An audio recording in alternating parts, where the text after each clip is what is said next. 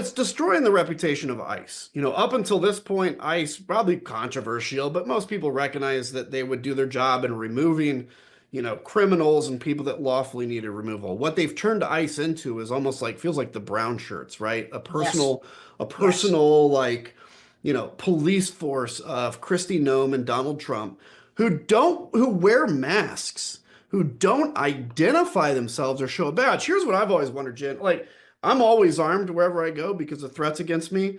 If guys jump out and try to pull me out of a car and they're masked, am I to just assume they're law enforcement? What if they aren't? What if they're actually coming to kidnap me?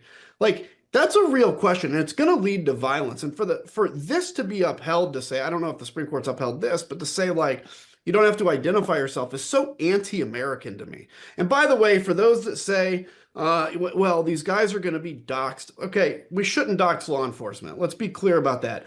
But it's also not new.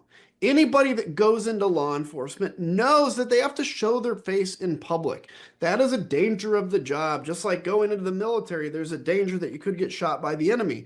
The reality is that's the job you take. And while nobody should dox law enforcement, we cannot use this idea of doxing as a straw man to allow people to obscure their identity simply so that they can act. Uh, I will say extra constitutionally because they have their mask and name obscured.